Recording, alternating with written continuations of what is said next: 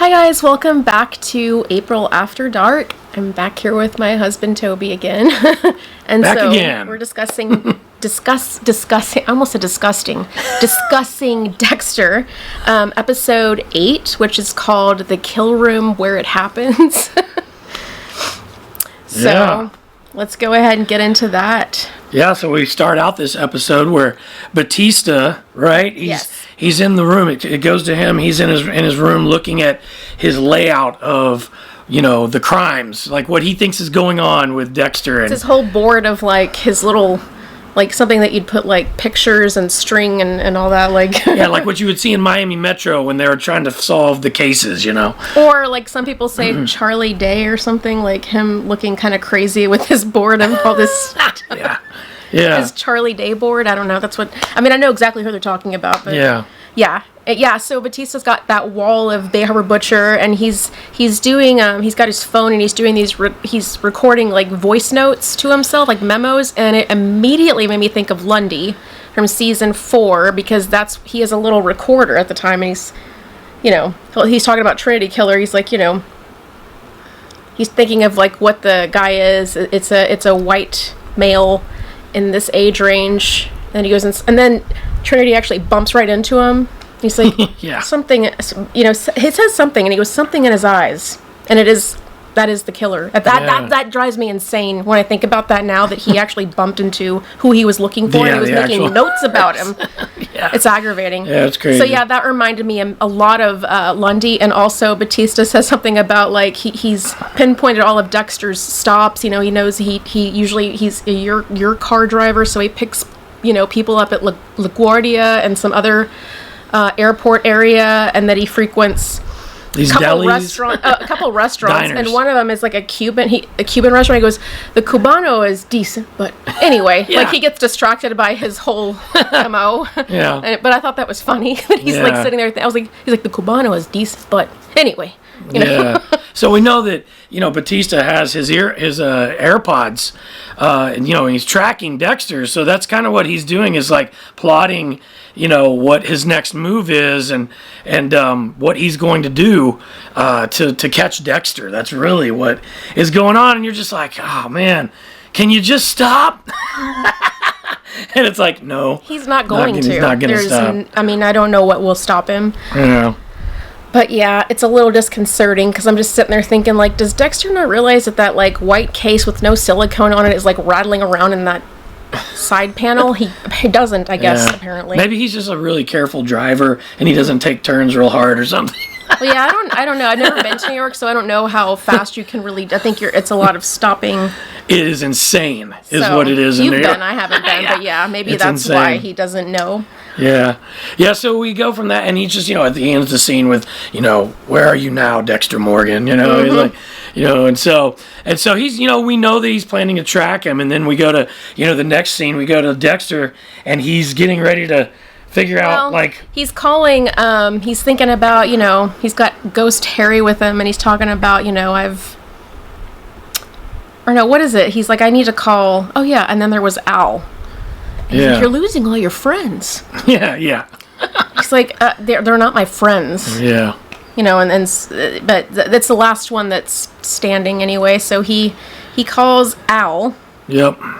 And I love this because we come to a hotel scene, and it's like he's got all these snow globes. He's got like Number One Dad and like kitchen towels, like I Love New York. He's got all this like Statue of Liberty like figurine thing. Yeah, like anything that like a normal dad would do. like it's visiting, like bringing gifts to his kids and his wife and stuff. Stuff for the mantle. He's even calling himself Number One Dad. Yeah. Like, it's funny. But he answers the phone. He's like, oh, hey, Red. And Yeah, I think they had like a interesting relationship because it almost seemed like they almost had each other's backs a little bit, or that Al was having his back, like when they would be in meetings and stuff. Yeah. I think he also picked up on like, that Dexter thought, that Gareth was egotistical, and they shared these little moments where it was almost like,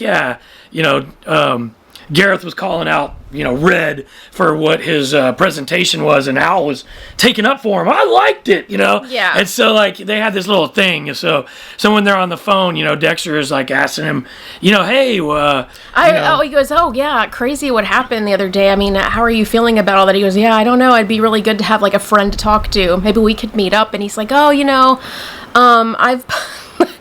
I bought a ticket to Hamilton, and then I'm getting out of here as soon as it's over. And he's like, "You're leaving?" He's like, yeah. With all the the everything with the Prater stuff, all these dinners have lost their luster with all the deaths. Yeah, it was at this point that I was like saying, I remember thinking and saying, I think I said it to you when we were watching it, like, I think Al knows, or he suspects something and is being weird a little bit, like he wants to get out of there, because he's just not sure what's going on, right? But I think part of his questioning, like, when he's thinking about what's going on, I think there's a part of him that's, I think, at this point, questioning Dexter, Red, because he only knows him as Red. So I think at this point there's a part of him that's like, is something going on with this guy? Because Dexter he is scrambling, kind of like, wait, you're leaving, and then he's like he says, well, the little lady's ovulating. Yeah. So I'm gonna go ahead and I'm the ticket was insane, but I love a good musical. Yeah. So he's going to see Hamilton, and he goes, well, maybe, and Dexter is like, maybe we could meet up afterwards, maybe for some coffee, like before your drive home. He's like, yeah, I'll be hungry. Yeah. Okay, there's a place that makes like this great Cajun pasta. And at this point still, I think that Al must be going, man, this guy really wants to meet up with me. There's got to be a part of him that is going. Well, that's not where it really shows to me. It shows later on how desperate Dexter's acting. It's almost like for me anyway, like a guy that's like constantly like trying to chase you, and it's like this is not attractive, and I don't like to be that. You're coming off desperate, so go away, or I'm going to cut this off. I'm just not sure he ever really had intentions of meeting up with him in the first place. I just think that as soon as he got off the phone with him... Well, he's also a serial killer, so he might be thinking, I don't know, a certain way. Yeah, definitely. So, and then, we got Prater going in to check on well, what I was going to say, though, is, okay, and it comes up again, but, Rapunzel Al says that, these things have lost their luster with all the deaths.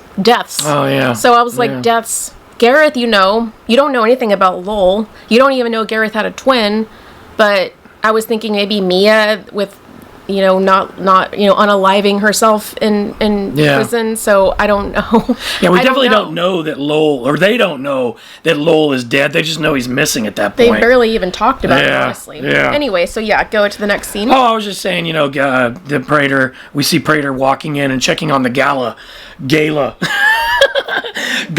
whatever, progress, and the thing about Prater is, again, he's so mysterious, and he comes off as such a like a nice guy, like, and a caring. He just seems very sincere and caring. But you also, when he gets into the scene and the lady that's setting it all up, he's talking about how beautiful it is.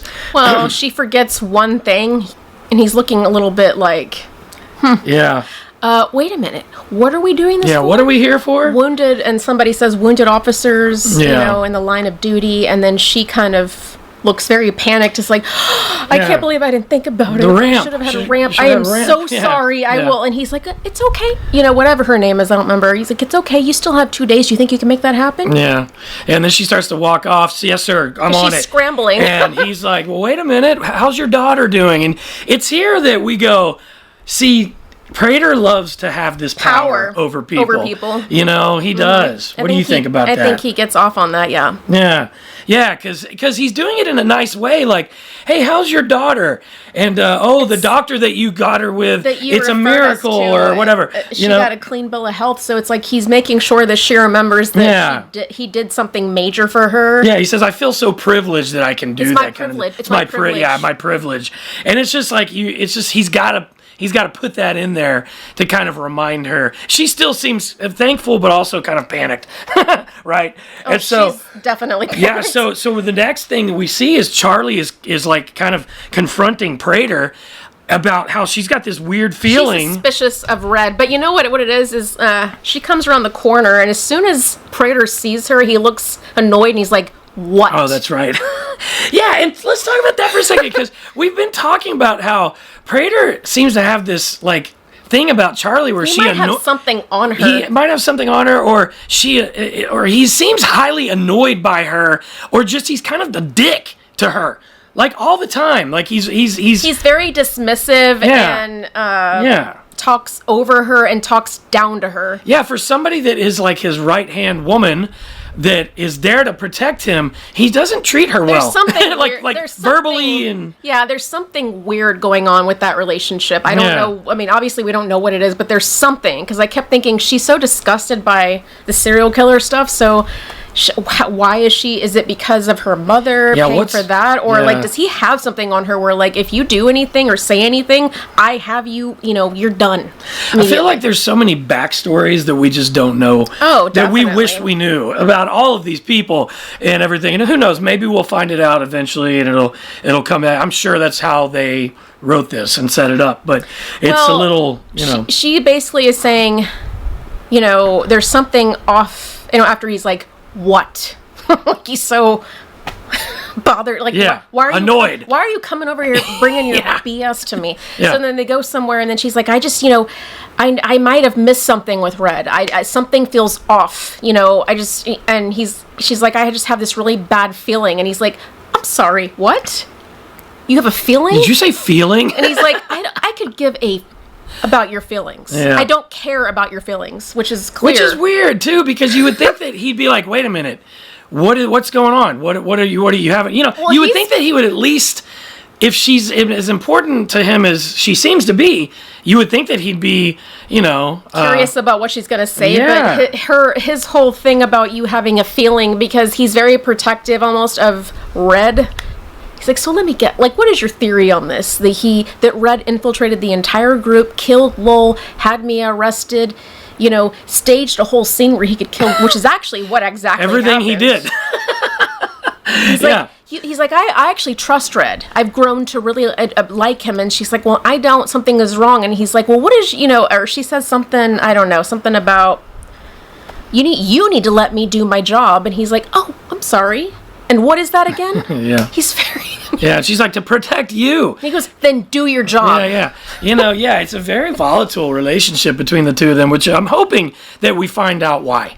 I think that would be really cool to see what's going on, He also mentioned something about, it was Gareth, you didn't see that about Gareth, that he was this incel, this, like, something was always off about him. And I had put in my notes is, like, the reason that, because I don't think they know that they were twins. Yeah. That I still don't believe. I think Dexter's the only one in the universe besides Gareth that knows that. Yeah, so of course it's off because... Well, because it's two different people, because you could tell one would come to a meeting and the other one would come, and they're not the same. So if you think about that, that would seem like something's weird with this person. Yeah. You act one way sometimes, another way another time. Yeah, and it's probably subtle. It's subtle, but there's something. You're right? Yeah. You're like, something is very different. And I've actually known twins before, and they aren't. I mean, sometimes I know that there's like these shows and stuff where they're like freakishly alike. But there's other times where I grew up going to high school with twins, and they were different. I mean, I could tell when one was in the room and the other. I mean, looks wise that you couldn't tell, but I'm like, oh, that's that. Funny thing is, I think one of them's name was Morgan.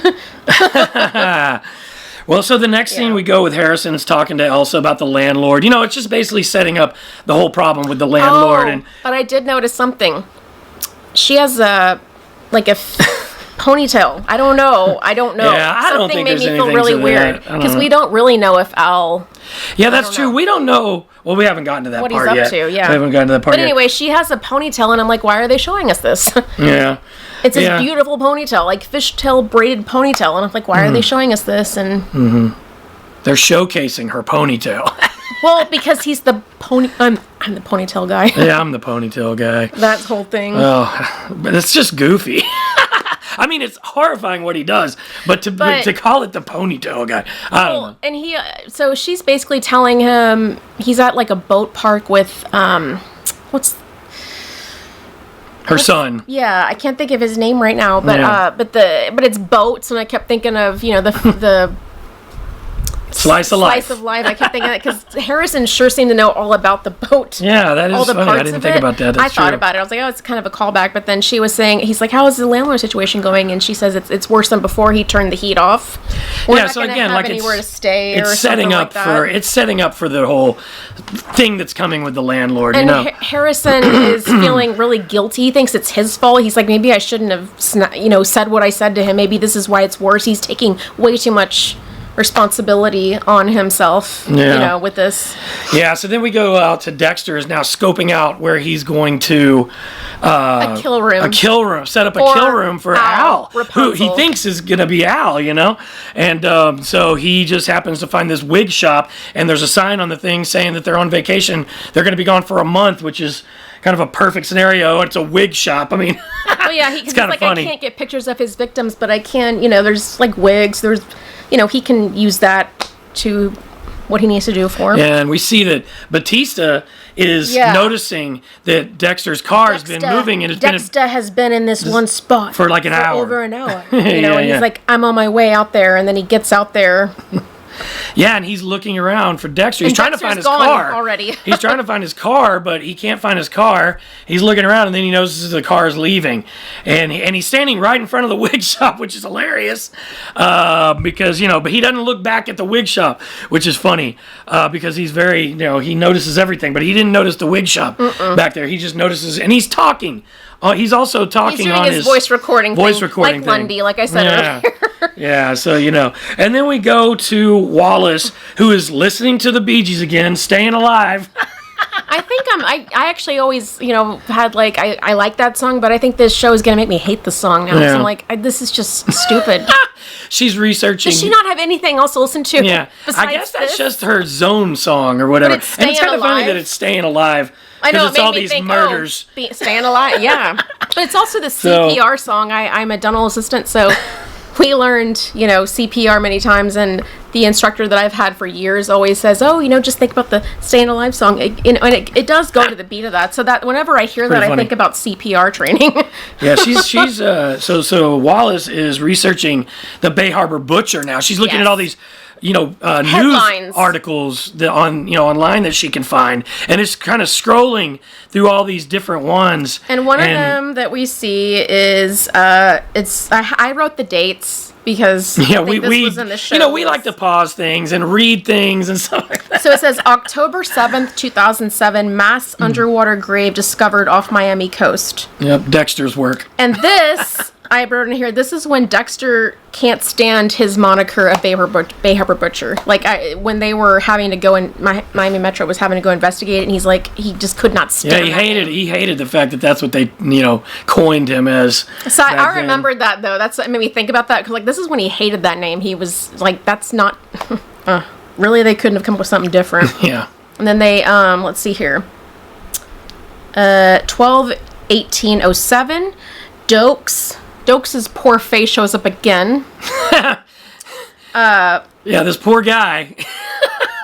And it's talking about, surgical precision and extensive body dismemberment suggests Perp had both professional training, so I'm abbreviating my own notes, and intimate knowledge of forensic countermeasures. But I'm like, this guy's name has been disgraced. Like, his family, I feel bad for his family, because it's like he's been plastered up on this since 2007 as the Bay Harbor Butcher, and he isn't. Yeah. And it's just not fair. It's just not fair. And then it also scrolls by the captain from Original Sin, which I guess is a good point to just say, what the hell, Paramount and Showtime? What the hell? Why would you cancel Original Sin? We are so pissed off about that. I don't know. I honestly was depressed. I've been depressed about it. Where I didn't want to film anything because they've done such a good job of rounding out connecting Original Sin with Dexter's memories, and then they put this of the captain from Original Sin that we never knew anything about. There's so much story left that they left there. There's so many things that we don't know that we would have loved to have seen. Like, what did Brian do? Where did he go? They could have followed where he went, and there's so many. There's like Captain Matthews coming on the Force. Dokes coming on the Force. I mean, we were robbed. Oh my gosh! Yeah, we're robbed. The Dexter fans were robbed. I'll put a link to a petition. Yeah, that we can signed sign. it.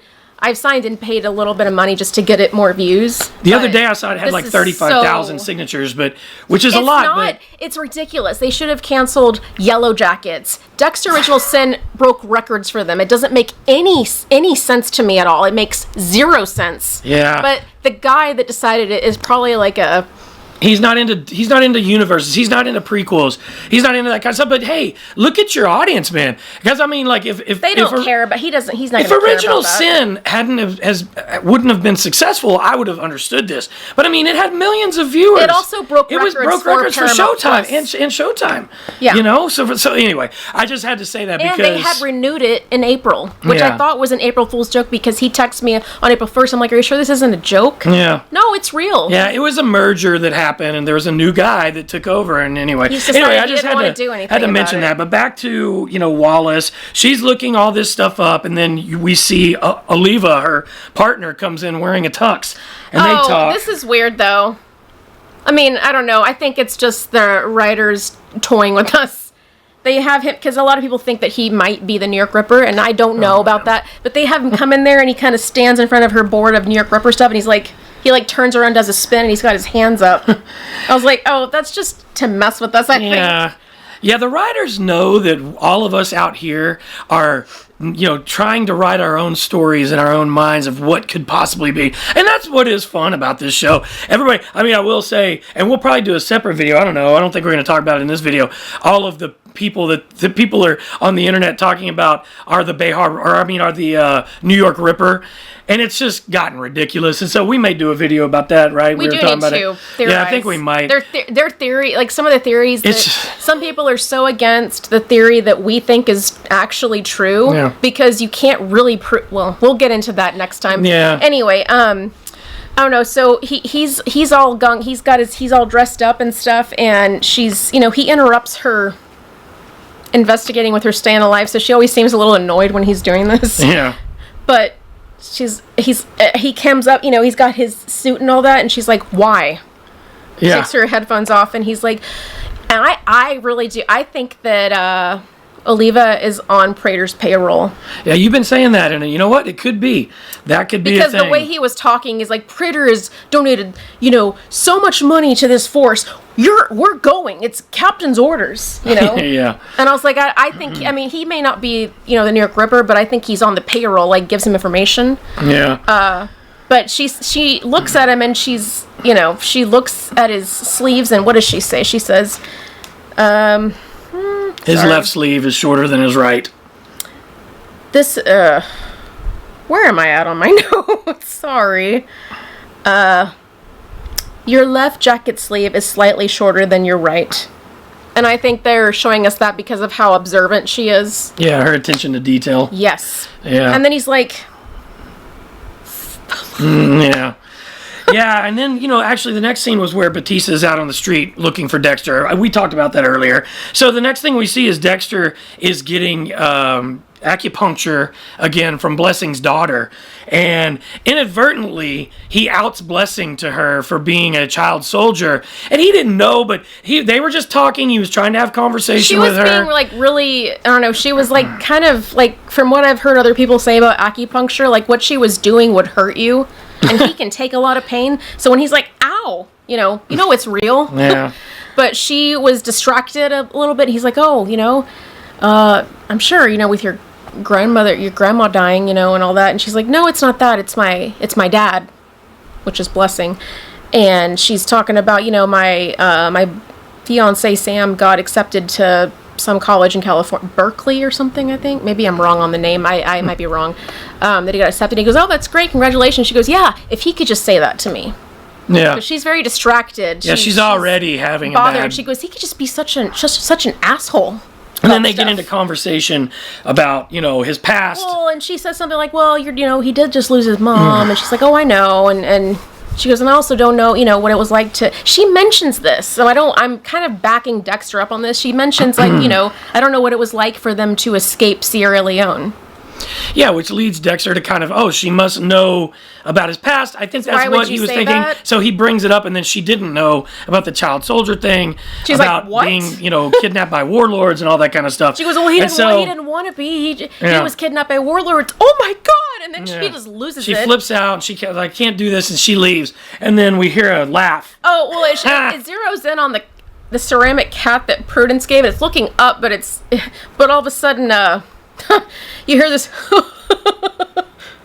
way to go, Dex. Yeah. Which I was going to say, I love this version of Harry because he's way more, he's not so like fatherly, he's fatherly, but he's more of like comrades or something. He is not, he's making fun of him a lot of time. He's making jokes, he's poking at him. Yeah. So basically Dexter tells him just to get out of there, to leave him alone. Well, we see Dexter getting ready to, get his car ready to go and, put his stuff in the trunk because he's gonna go and get Al that night. He's meeting Al after Hamilton in the theater district. Yeah, and Harrison calls him and wants some advice.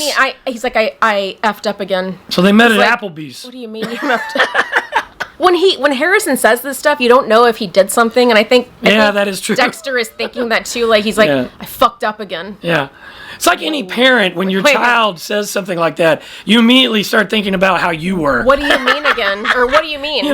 Sorry. What do you mean? And he's like, I just need your advice. Could you meet me?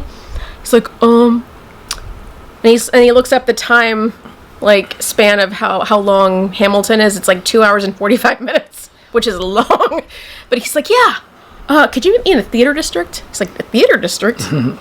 Yeah, he wants to be close to where he's at. So they meet up at an Applebee's over there, and Dexter is giving him, the advice about, the landlord, and offers his assistance. And it's funny because, Harrison's like, I don't want you to. I don't want you to. He's like, oh, no. He's not. I used to be former law enforcement. I know the lingo. Yeah, he's not up for the code. He's not, as far as they know anyway, and so he basically just tells Harrison, look, I will help you. Let me talk to him. And he's like, hey, but I think I need to get the bill, because he knows he needs to get out there because he wants to nab Al and get him in the back of his car. So in the meantime, he's looking at his phone, like looking up, he's vetting Vinny. Yeah. And there's like all these really bad reviews, like I don't know what it is. It's something with apartments, like, the landlord is this bad, and there's like 1-star reviews, and there's like a woman that passed away from faulty flooring or faulty something. Yeah. So he's like got a reputation for not. Yeah, and he's talking to himself like he always does, and he's basically talking all these things out, and he's like, oh, maybe he's not such, and then Harry jumps like, in. He doesn't fit the code. He goes, Yeah. Yeah. Which is funny. It's funny. I love their banter right now. I just absolutely love it because they're more on the same level now, I think, as opposed to him just you can't do this, you can't do that, It's different. Yeah, so the theater starts letting out. Hamilton is over, and Dexter's like, okay, Al, where are you? Where are you? Rapunzel, where the fuck are you? Yeah, and he never shows up. So he calls Al, and Al is on the road. And he's like, oh, I forgot to, hey, man, I'm sorry. I texted Prater. I meant to call you. Yeah, what? I texted Prater. He's like, I didn't realize Hamilton was going to be a rap musical. Yeah. I couldn't understand a word they were saying. I left the intermission. Wasted money. And then this is when Dexter's like, you left? Yeah. And he's starting to show his desperation. Yeah. Oh, man, He's like, yeah, I'm already in Hoboken, New Jersey. I'm already, I got to get back, home. And he's just, Dexter is reeking of desperation. I could feel it. Yeah. He was just like, and he's normally not like maybe that. I could meet you out there. Like, why? And then he goes, and where do you live in Wisconsin? Maybe I could look you up. Yeah. And he goes, I really don't like to. If Al was at all suspicious of Red, prior to this, I think that the way he was acting on the phone call made Al 100% like, oh, I need to get out of here for sure. Because this guy's being way too, aggressive. And asking me where I live in my own state and I like city. to keep the Prater thing, and this separate. You understand. He goes, yeah, I do. And he's like, and this is something I noticed. So he said earlier, deaths. Well, this time he says, Well, I mean, I'll see you again next year if Prater continues these dinners. I mean, unless he changes his mind because of all the murders. Yeah. Murders, not murder. Murders. Yeah, she noticed that. So that's weird. So we don't even really know if he texted Prater. He murdered Mia. I don't know. That could be that, but or does he think? I don't know. He could have just been covered, and then he throws the phone out of the vehicle. Yeah. It's also nighttime now, and there's been several hours since Prater and Charlie had that conversation. So Charlie has been looking into things, and who knows, a lot can happen in just a few hours. And Charlie could have found out a whole host of things, and who knows, Prater and Al could have actually talked. We don't really know the truth of any of that. We don't know what Al knows or doesn't know, and we just know that Al's like, I'm out of here. He gets off the phone with Dexter, and he throws the phone out the window, and that's all we see of him, but we don't really know where he is. If he's on his way home. We don't know if he's still I don't know if he's out there to kill Elsa. I don't know what he's out there to do. You are stuck on that. Well, because she also had said earlier that her and her son weren't going to have a place to stay the weekend, and I was thinking, but if it's cold, I mean, I don't know. I mean, you do have a place to stay. It's because of the gala that's happening. Yeah. You just put a bunch of blankets on. Yeah. Well, when Dexter gets off the phone, the look of dread on his face, because it's like I called it murder hangry, because it's also like something like pastel, baseballs. That's really what that was like to me. Yeah. Blue balls. Blue balls. Okay, I was like, where are you going with that? I don't know why I'm trying to. I was like, what are we talking about? Easter? What are we talking about? No, I think he had blue balls. Murder blue balls. Yeah, I totally did. And it's later on. I kind of stole that from Harry because later on, he said something to Dexter about being angry. Okay. I know, but I kind of wrote that there. And so, the next thing is Dexter is there to confront. No. Dexter goes back to his place and he's having food with Prudence. No. What's the wife's name? Constance. And he's like, do you know anything about black mold? And she kind of freaks out like, oh, did you see something downstairs? He's like, oh, no, it's for a friend of mine. She goes, oh, thank God. She goes, well, I'm sorry for your friend, but I do have a book on New York state laws, what you have to do and all that. And so he's looking and she gives him the book, and then Blessing comes down there and he's like, Dexter, can I have a word with you? For a minute? And it doesn't, it's just not. Yeah. That his daughter has called him and he's pissed, basically. So he confronts Dexter, right? Downstairs, he's he's pacing back and forth in Dexter's little apartment. How could you do this to me? Do you want to sit down? He's like, how could you do this to me? Yeah. Why would you do this to me? Yeah. He's just and I feel bad, but he's why. The thing is, I'm like, Dexter doesn't really try to cover his tracks, and she was mentioning something about Sierra Leone, and I thought that she knew. I specifically told you that I kept this part of my life separate. Yeah. And he goes, and I don't like this. He looks like he's got tears in his eyes. He looks angry, and he looks defeated and upset. He goes, you betrayed me. Yeah. And I was thinking, is he gonna ask him to move out? I know. I think he was just really upset. I mean, man, the guy just lost his mom. Now his daughter finds out something that he probably didn't want her to know, probably till later on. He was probably going to talk to her as she became more of an adult or something. Who knows? But he just, he didn't want Dexter to be the one. And this gets, I'm going to insert this here right now, but a lot of people that think that Blessing Kamara is the New York Ripper, I'm like, this doesn't make a lot of sense because, for one thing, the accent and all that, but he is bothered by one person that he killed. He is so tortured and ashamed of all this. I don't think that would be... Well, also, it would be too coincidental that Dexter would get into a U-car with just happen to be the guy that was the New York Ripper. That just doesn't... The writers are better than that. In a city that big. they're better than that. They're not going to do that. That would be bad writing, all these ridiculous definitely. Theories about these random people that it's going to be...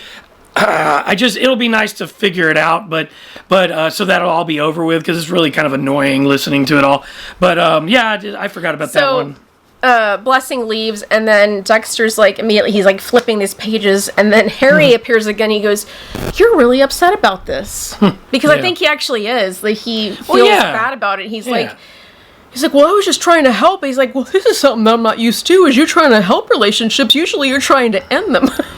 Man, he just cannot stop giving Dexter shit. He's like, Dad, go away. Yeah. And then he disappears. Yeah, that's right. Oh, he says something, goes, I don't know, is this your version of hangry? That's right. That's what it was. So that's when I watched it again. I was like, oh, this is murder hangry.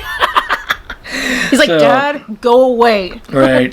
So then we see Dexter confronting, this is where he's confronting he's in the office of the landlord, trying to confront the landlord and trying to talk to him. He's got like a jiggly, he's got a knee that I have when I'm at work a lot, or when I'm just, because I'm an anxious person, where I'm just sitting there like, jiggling my knee. He's doing that because I'm like, he's got the murder blue balls. He's got that going on. So he is just like... Yeah. Any update? Yeah, the receptionist basically calls. He acts like you can hear him. You can hear him yelling. So Dexter just bushes his way in there, which I thought he showed a lot of restraint in this scene. Normally, obviously probably because the secretary's still there. But I mean, yeah, he just, this landlord, Vinny, is like sitting there drinking out of a flask or something, and he's like, is that asshole left yet? Yeah. I'm going to fucking lunch. Tell him to come back tomorrow. Yeah, that's why Dexter breaks in there. Yeah. He's like, are you with the city? Then get the fuck out of here. Yeah. What the hell, Luann? I'm not running a fucking circus around here. Yeah, you can just see this guy's a real nice guy. Do your fucking job. It's like real nice guy. The whole do your job thing made me think of Prater talking to Charlie, but this is a different version of that sort of whole thing, like working for some sort of dipshit. Yeah. And then Dexter's questioning whether he can be as composed as Harrison was. He goes, I hope I can have the same restraint as my son did. Yeah, which I thought was really good, And then so we go to the next scene where, Harrison is talking to Gigi and asking her out. And they go out. And I didn't really go too far into this in my notes because...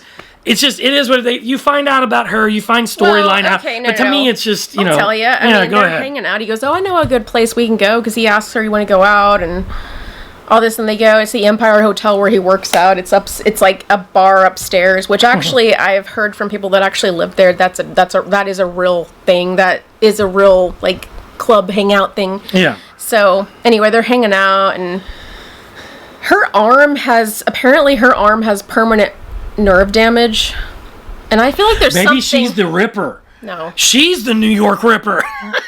No, I think there's something more to this arm. I thought this from the beginning, because they're not going to show us this unless it means something.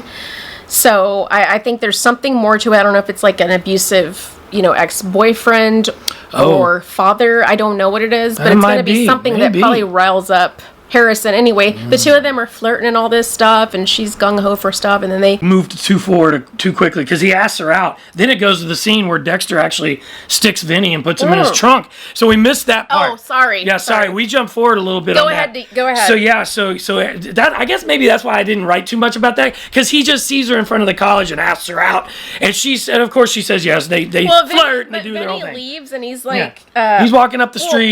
There's a sign that says dead end, which I was like, that's your future right there. He's walking up the dead end. He's drinking out of a flask. You could tell he's got kind of a buzz on. And then Dexter comes wearing the pantyhose and just sticks him right in the neck, man, and just puts him in the trunk, Oh, and then there's some guy that's coming along with headphones on. Yeah, and Dexter turns around and he didn't pull the thing off. He's like, it's funny. Like, it's hanging off his. It's hanging off his head. Oh, it's so good. It's hilarious. And the guy doesn't even notice anything. Yeah, he just walks by, doesn't even notice anything, and Dexter's just like, I love New York. But I've actually heard from people that have lived in New York that's a very normal thing for somebody to have their headphones on, which I thought episodes ago was too dangerous, but it's apparently a thing there, because if there's somebody doing something nefarious over here, I don't want to be involved, so I'm just going to pretend like I am not seeing anything. Yeah. And I'm not going to look over there. I'm just going to... So I heard that's actually really common, so I don't know if that's what that guy was doing, or he was just in his...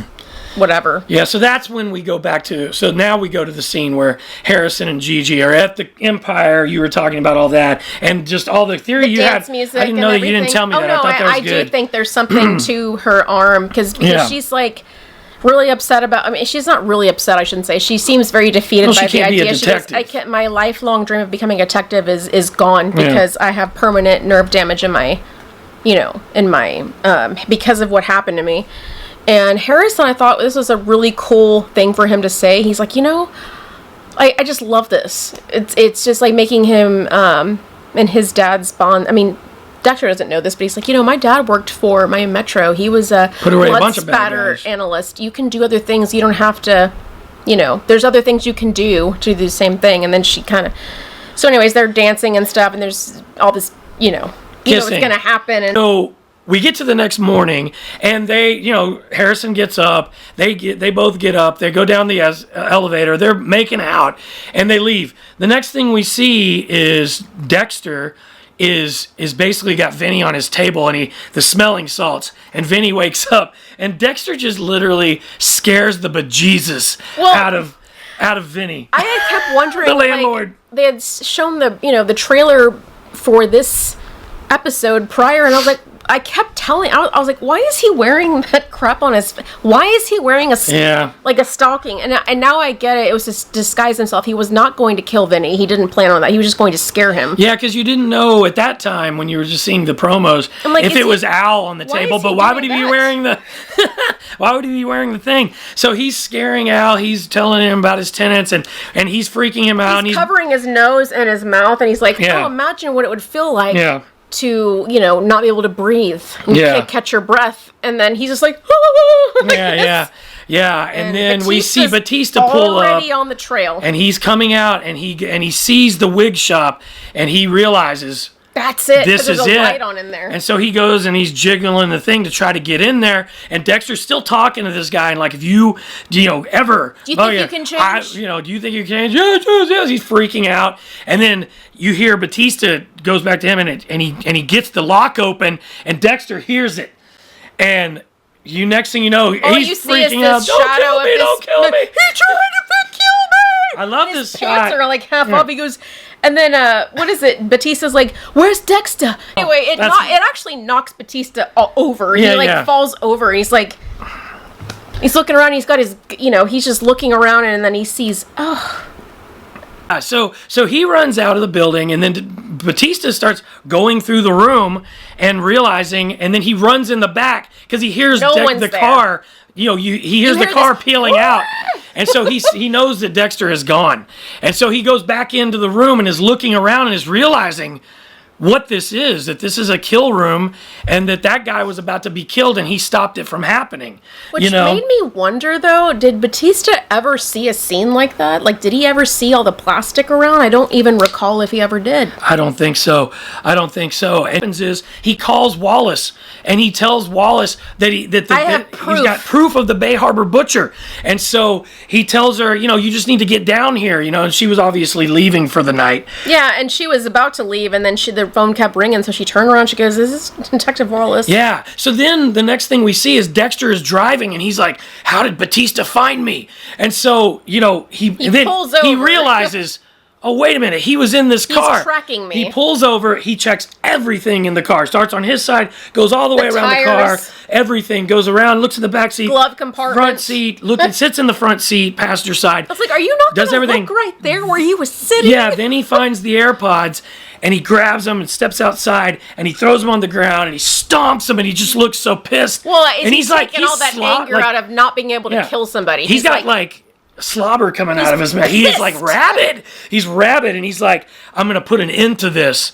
And then we see Batista is showing Wallace and Oliva. They show up. Yeah, they show up to the kill room, and this is where her first question is like, so where's the body? Yeah, where's the body? And I think he's gone, or he left, or he. Yeah, I got here in the nick of time to save him. Did you release him? No, I think Dexter might have released him. He's like, yeah. Wait a minute. So and Oliva's like, so you fought Dexter off? Yeah. He's like, no, I didn't even see him. Yeah. So they start questioning him. It's setting the stage for him to even look crazier. Which is funny because, before we saw these episodes and everything, I was thinking Dexter might already know he's being followed, and I thought that too. I did too. Yeah, we thought that he's going to set Batista up because he had already talked to Wallace about, man, he's a really good guy, but he's messed up over. So he'd already kind of set the stage, and now here they are in the room questioning Batista, and they're like, all these things are making Batista just look kind of crazy. Well, it's also because they're both looking at him a certain way. Yeah. He's like, Why are you looking? He goes, oh, no, I put a tracker in his car. And she goes, oh, so you have... a warrant. He's like, no, it was just my AirPods. And then he shows it, and then he goes, oh, because after Dexter smashed him, there's nothing. That's when he's like... and then they're like, well, how did you get... So did you... Olivia's like, so you broke into his car? He's like, no, he gave me a ride. Like, he gave you a ride. Like, it's a long story, but I'm telling you. So it doesn't help his situation at all. It makes me feel kind of bad. No, and he's like, he sounds a little insane right now. He says, you act like I'm the one that put all this stuff up. He's like, why are you all looking at me like that? How are we looking at you? You don't think that I put all this up, do you? And Wallace is like... Interesting thing that you would ask that. Interesting thing that you would say that. So they're questioning Batista now, which is, I kind of thought we thought that was coming. It just wasn't exactly the way we thought it was going to be, but it ended up being that way, and he is looking... Because if you didn't know any of the stuff, he's keeping everything so to himself that it's biting him in the ass. It sounds a little kind of ridiculous. It's like, well, you really don't have proof of anything. Yeah. I mean, how do they not know that wig shop had all that plastic? I mean, who knows? Yeah. It doesn't look like anything. Yeah.